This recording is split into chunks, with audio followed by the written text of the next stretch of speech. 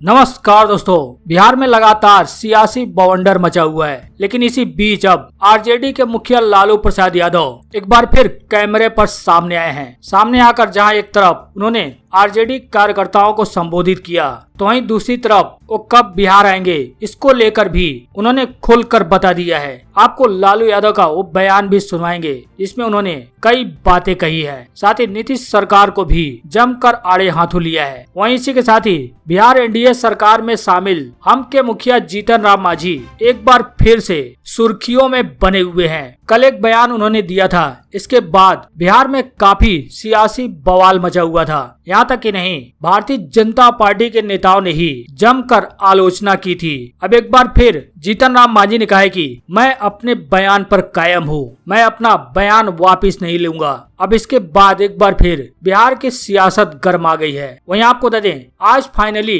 पटना में तेजस्वी यादव, मीसा भारती सहित 6 लोगों पर 5 करोड़ की ठगी के आरोप में एफआईआर दर्ज हो गया है। अब एफआईआर दर्ज होने पर तेजस्वी यादव ने मीडिया के सामने आकर खुद बड़ा बयान दिया है। क्या बयान दिया है, आपको उनका बयान भी सुनाएंगे। आगे बढ़ने से पहले इस वीडियो पर एक लाइक जरूर कर दें। चैनल को सब्सक्राइब करने के साथ ही घंटी को बजाना बिल्कुल ना भूलें, ताकि जैसे ही इस चैनल पर नई खबरों का अपडेट आए आपको वो अपडेट तुरंत मिल सके। जहाँ दोस्तों आपको बता दें, काफी दिनों बाद एक बार फिर आरजेडी के मुखिया लालू प्रसाद यादव कैमरे के सामने आ गए हैं। उन्होंने आरजेडी के दिग्गज नेताओं और कार्यकर्ताओं को वीडियो कॉन्फ्रेंसिंग के माध्यम से संबोधित किया। संबोधित करते हुए कहा कि बिहार के राजद कार्यकर्ताओं को अब ड्रेस कोड का पालन करना होगा। यह राजद सुप्रीमो ने ही तय कर दिया है। दरअसल लालू प्रसाद यादव ने बिहार में राजद कार्यकर्ताओं को नई पहचान दी है। अब राजद के कार्यकर्ता और नेता हरी गमछी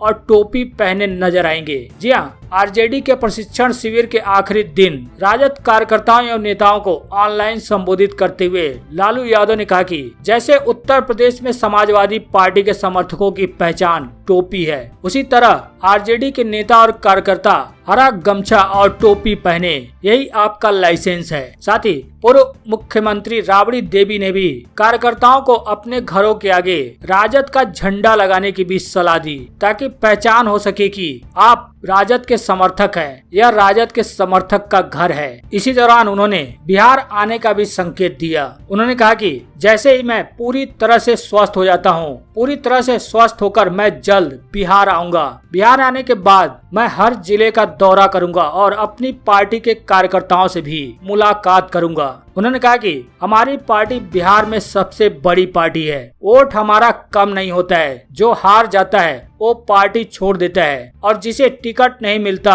वो अपनी पार्टी के उम्मीदवार को हराने में जुट जाता है। लालू का कहना था कि ऐसा नहीं होना चाहिए। इस तरह की बातों पर उन्होंने घोर आपत्ति जताई। साथ ही तेजस्वी यादव द्वारा आयोजित प्रशिक्षण शिविर के आयोजन की सराहना की और कहा कि आगे भी ऐसे कार्यक्रम होने चाहिए। साथ ही तेजस्वी यादव को लेकर भी लालू यादव ने बड़ी बात कही। उन्होंने तारीफ करते हुए कहा कि तेजस्वी के नेतृत्व को बिहार की जनता ने स्वीकारा है। दूसरों दलों के नेता भी कहते हैं कि तेजस्वी यादव काफी अच्छा काम कर रहे हैं। बिहार का भविष्य युवा हाथों में होना चाहिए। हालांकि तेजस्वी यादव ने भी बोलते हुए कहा कि सभी कार्यकर्ताओं नेताओं को अनुशासन में रहना चाहिए। उन्होंने सभी को अनुशासन में रहने की हिदायत दी और कहा कि हमारी जिससे लड़ाई है वो लोग साधन संपन्न है, इसलिए हमारे कार्यकर्ताओं को पार्टी की विचारधारा से पूरी तरह अवगत होना होगा। हमारा आचरण ऐसा होना चाहिए जिससे लोगों का दिल जीता जा सके। हालांकि वहीं आपको बता दें, एक बार फिर एनडीए सरकार में शामिल एवं हम के मुखिया जीतन राम मांझी ने प्रभु श्री राम को लेकर ऐसा बयान दे दिया था कि बिहार में भूचाल सा आ गया था। उन्होंने राम के अस्तित्व पर सवाल उठा दिया था। अब भारतीय जनता पार्टी ही उन पर भड़क पड़ी है। लेकिन एक बार फिर जीतन राम मांझी ने कहा कि वो अपने बयान पर 200% कायम है। दोबारा कहता हूँ कि मैं प्रभु श्री राम के अस्तित्व को नहीं मानता हूँ। जी हाँ, जीतन राम मांझी द्वारा प्रभु श्री राम के अस्तित्व पर सवाल उठाने को लेकर भारतीय जनता पार्टी भड़क पड़ी है। बता दें कि भाजपा के कुछ नेताओं ने उनकी जीवनी बिहार के स्कूलों में पढ़ाने की मांग उठाई तो इसके बाद यह सियासत और राजनीति बयानबाजी का दौर शुरू हो गया। राज्य के पूर्व मुख्यमंत्री और बिहार सरकार में शामिल जीतन राम मांझी ने राम के अस्तित्व पर सवाल खड़ा करते हुए कहा कि मैं राम के अस्तित्व को नहीं मानता। इसके बाद सरकार में शामिल सबसे बड़ी पार्टी भाजपा पूरी तरह से गर्म हो गई है तो सरकार का दूसरा प्रमुख दल जेडीयू पूरी तरह से चुप्पी साधे हुआ है। इसका नतीजा है कि राजद और कांग्रेस जैसी पार्टियां एनडीए की सरकार और इनमें शामिल दलों पर सवाल उठा रही हैं। राजद ने भाजपा से पूछा है कि उनकी पार्टी जीतन राम मांझी के साथ है या भगवान श्री राम के साथ। जीतन राम मांझी के बयान से बिहार के भाजपा नेताओं में जहां गुस्सा है और अपने ही सहयोगी दल की ओर से राम पर सवाल खड़ा किए जाने के बाद उनके सामने एक धर्म संकट भी खड़ा हो रहा है। भाजपा के विधायक और राज्य के पथ निर्माण मंत्री नितिन नवीन ने कहा कि खुद को सेकुलर दिखाने के चक्कर में कुछ लोग ऐसा कर देते हैं। मांझी का बयान सही नहीं है और सच्चाई के विपरीत है। वहीं एक और भाजपा विधायक ने कहा कि राम को नकारने वाले बहुत से लोगों ने अब राम राम करना शुरू कर दिया है। जो बचे हैं वो भी बहुत जल्द सुधर जाएंगे। अब कांग्रेस और राजद के नेताओं ने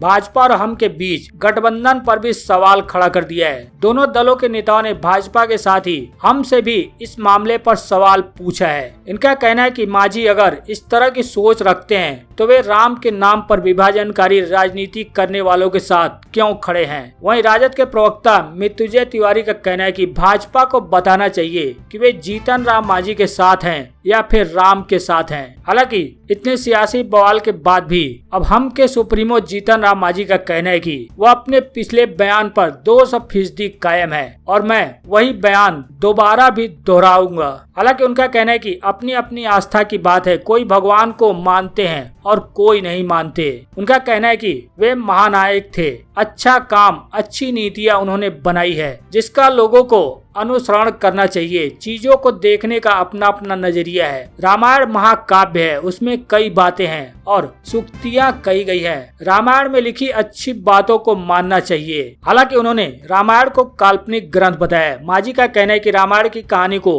वे सत्य नहीं मानते हैं। उन्होंने यह भी कहा कि श्री राम को कहा जाए कि वह महापुरुष थे और जीवित थे, इस चीज को भी वह नहीं मानते हैं। अब उनके इस बयान के बाद बिहार में सियासी बवाल मचना तय है। हालांकि सीएम नीतीश कुमार की पार्टी जेडीयू ने अब तक इस पर अपना कोई भी प्रतिक्रिया नहीं दिया है। वहीं आपको बता दें, पटना में तेजस्वी यादव और लालू यादव की बेटी मीसा भारती जो कि सांसद रह चुकी हैं और कांग्रेस नेता सहित 6 के ऊपर 5 करोड़ की ठगी के मामले में एफआईआर दर्ज हो चुकी है। यह एफआईआर पटना के कोतवाली थाना में दर्ज हुई है। उन पर बीते लोकसभा चुनाव में पैसे लेकर टिकट नहीं देने का आरोप लगाया गया है। यह आरोप कोई और नहीं बल्कि कांग्रेस नेता व अधिवक्ता संजीव कुमार सिंह ने लगाया है। संजीव कुमार सिंह ने पटना के मुख्य न्यायिक दंडाधिकारी की अदालत में 18 अगस्त को आरजेडी नेता तेजस्वी यादव, मीसा भारती, कांग्रेस के प्रदेश अध्यक्ष मदन मोहन झा, सदानंद सिंह के बेटे सुभानंद, मुकेश तथा राजेश राठौर सहित कुल 6 लोगों को आरोपित बनाया था। संजीव कुमार ने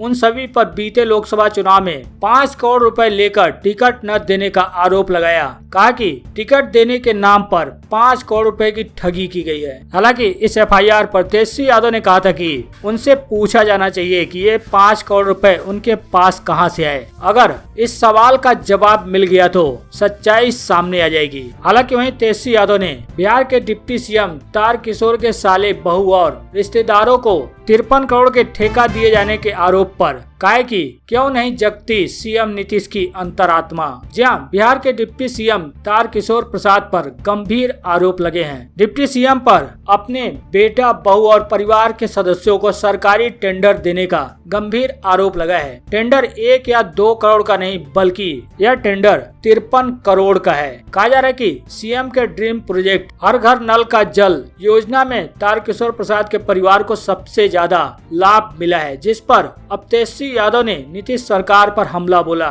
उन्होंने कहा कि इस मुद्दे पर मुख्यमंत्री को स्पष्ट करना चाहिए, लेकिन वे ऐसा नहीं कर सकते हैं। उनका कहना है कि अनुकंपा के मुख्यमंत्री नीतीश कुमार की सरकार बैसाखी पर चल रही है। उन्होंने अपने मुंह को बंद कर रखा है। एनडीए सरकार में सरकारी खजानों की लूट मची हुई है और घूस और कमीशन के बिना कोई काम नहीं होता है। और बिहार में एक सिपाही के यहाँ 10 करोड़ की संपत्ति मिलती है। इससे सहज ही अंदाजा लगाया जा सकता है कि बड़े बड़े अधिकारियों के यहाँ कितनी संपत्ति होगी, लेकिन मुख्यमंत्री इन बड़ी मछलियों पर कार्रवाई नहीं कर सकते हैं। उन्होंने कहा कि 1 से 2 दिन के अंदर आरजेडी इस मामले में और खुलासे करेगा। कटिहार के विधायक पर कई और आरोप लगाते रहते हैं, जिसका राजद खुलासा करेगा। 53 करोड़ के टेंडर के बंदर बाट की निष्पक्ष जांच होनी चाहिए। तेजस्वी का कहना है कि जनता के पैसे को ऐसे ही लूटने नहीं दिया जाएगा। यही आरोप दूसरे पर लगता तो भाजपा वाले हाय तौबा मचाते, लेकिन बीजेपी के किसी लोगों पर आरोप लगे तो